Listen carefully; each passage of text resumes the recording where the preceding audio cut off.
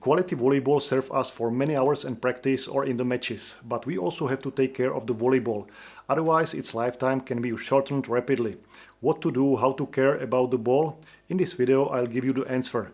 I will advise you what to do with the ball before practice, to what pressure to inflate the ball. I'll tell you how to take care of the ball after practice, how to store the ball, what to do with older balls, and I also tell you what not to do with a volleyball.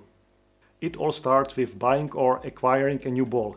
Once you have the volleyball in your hands for the first time, you should give it a good look. Look and check if it has any defects. If its surface is damaged, claim it immediately. Companies selling volleyballs like Mikasa, Molten or Wilson sell their balls either already inflated or empty, deflated. Once you get your hands on a new ball, inflate it. A volleyball should not be left deflated for a long time. You can also tell right away if the ball is holding the pressure or if the air is leaking. The volleyball needs to be inflated to the correct pressure. The pressure the ball was made for. You can't inflate it to the pressure for a football or basketball. A volleyball has a recommended value for the internal pressure of the ball. Here you can see the recommended pressures to inflate different volleyballs. It's the correct inflation of the ball that will guarantee you the best performance of the ball as well as its long durability. You can also find the recommended internal pressure value of the ball at the ball valve. For inflating not only volleyballs, we have sport pumps with inflating needle. Before you start inflating the ball, it's a good idea to moisten the needle. Even saliva will work. But for example, Imekasa recommends moistening the needle with glycerin. Inserting a dry needle, which may also be warmed up after inflating 20 previous balls, can damage the valve. And a damaged valve won't work as well as we'd like. Air will then escape from the ball, and that's not a good sign. A well-inflated ball should hold the right pressure for days or weeks. Sure, you can find fake balls on the market that are half the price of a normal ball. With these fake balls, expect that they won't have good properties. They are usually hard as a rock and they will also leak air quickly. Dry all balls before practice or a game. They should all feel equally inflated. Of course, you can measure the pressure in each ball, but this is time consuming. Only before matches should you check the pressure in the balls with a pressure gauge, because the referees can also check it afterwards. In my experience, if you touch the balls often, you will build up a feel and guess when a ball is well inflated, and you will know with almost 100% certainty when the balls are overinflated or underinflated. If the ball is overinflated, use the inflation needle to release the pressure in the ball. Conversely, if the ball is soft, inflate it. You can find plenty of pressure gauges online. They cost a few dollars and some have the correct volleyball pressure marked on the scale. None of the balls should be dirty from dust or wet before practice. If you practice in a hall or gym, the ball is usually not dirty unless there is an inch of dust in the hall. But sometimes you may practice outside on a grass, on the ground or clay, and then the ball may end up dirty after practice. You also don't want to have wet balls at practice. First of all, volleyballs are not built to be used when they are wet. This degrades their performance and also shortens their lifespan. But what makes it worse for you is that a wet ball slides. You won't play well when you set the ball or bump. The ball won't listen to you on serve or on reception. A wet ball is a lot heavier than a dry ball. I experienced this myself in Italy. We practice with balls twice a day, serving, attacking, and my elbow and shoulder often hurt, which I had no problems with in the past. Also in our hall we seem to give less powerful attacks than in the other halls of our opponents. Then we figured it out. Our balls were stored in a room that was not heated and had a lot of humidity. That's why our balls were a little bit heavier than in other halls. That's why my elbows was hurting and we weren't hitting those same hits. As soon as we started storing the balls in a different place, my problems stopped and our attacks became again more powerful.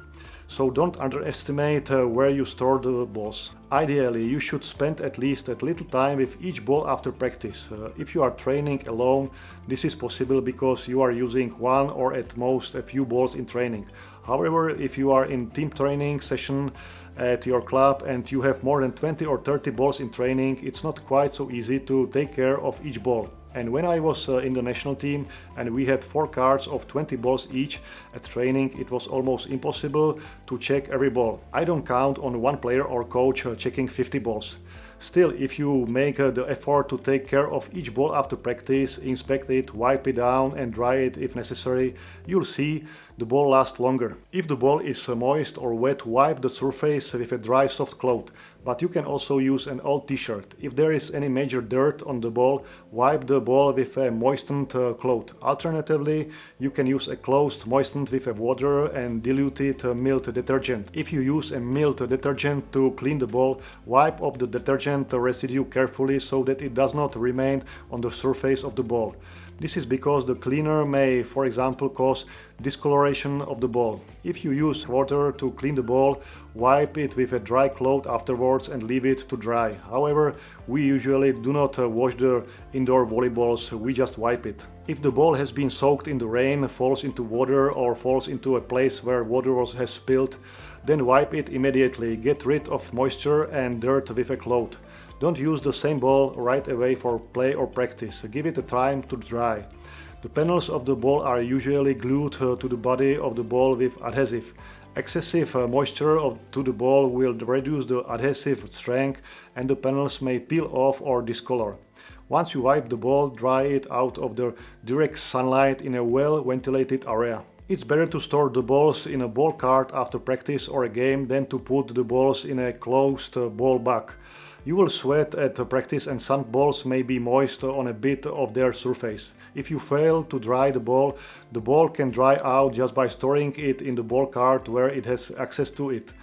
You should store the balls in a room that is not humid, that is not 10 degrees in the winter or 40 degrees in the summer. It should also be at least partially ventilated.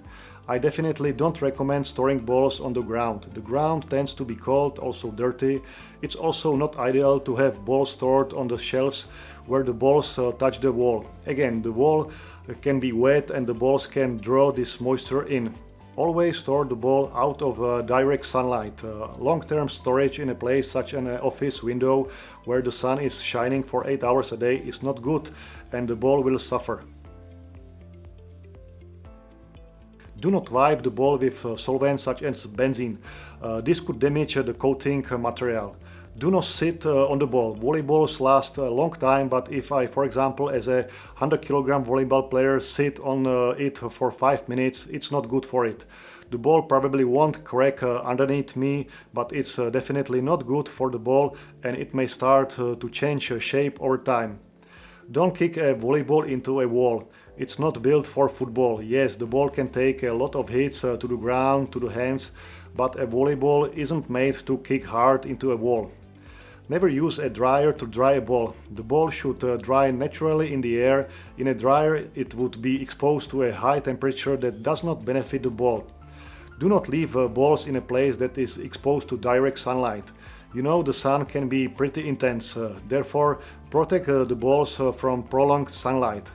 Avoid storing balls or dry them in hot places. If you put the ball on a heater that is hot in the winter, you again risk damaging the ball.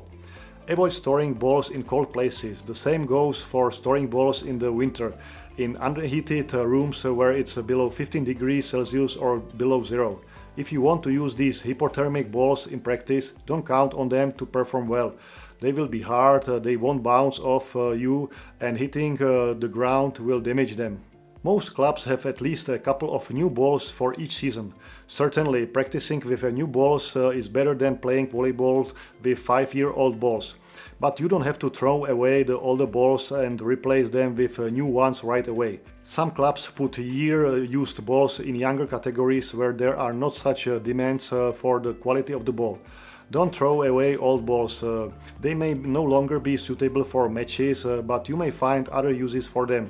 For example, you can use older balls for individual training and wall drills. Or you can set these balls aside for serving and receiving practice with a volleyball machine serving into you. There is a lot of balls destruction on the machine, so it's a not good idea to use new balls. I hope you find these tips on how to care for your balls helpful and that your balls will do you good service for a long time. I'll see you in the next video. Bye.